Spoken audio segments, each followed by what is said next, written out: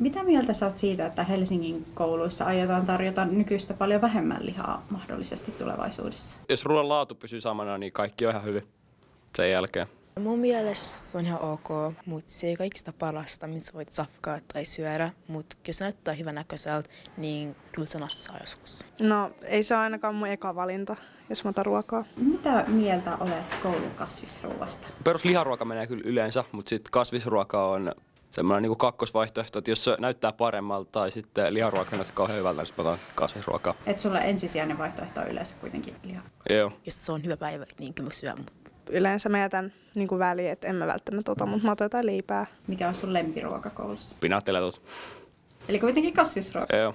Pinaattiletut tai kanakeitto. Entäs inhokkiruoka? Kaikki on niinku, on niitä huonompia ruokia aika monta, mutta en mä tiedä niinku yhtä. Just sellaiset papuruuat ja sellaiset kasvisvaihtoehdot jostain kalapuikoista. Entä mikä on semmoinen ruoka, että varmasti on reissukauppaan tiedossa? Semmoinen, onko se siinä jotain papua ja kaikkea tämmöistä, sitten siellä on semmoinen joku lettopapuittu. Mitä sä yleensä ostat kaupasta? Esim. Paistopisteltä tai croissantteja tai valkosipulileipää tai sitä juotavia. Välillä kaupassa on vaan niin kuin parempaa tai parempi vaihtoehto. Yleensä mä otan jonkun croissantin ja juoma. Kouluruoka on semmoista.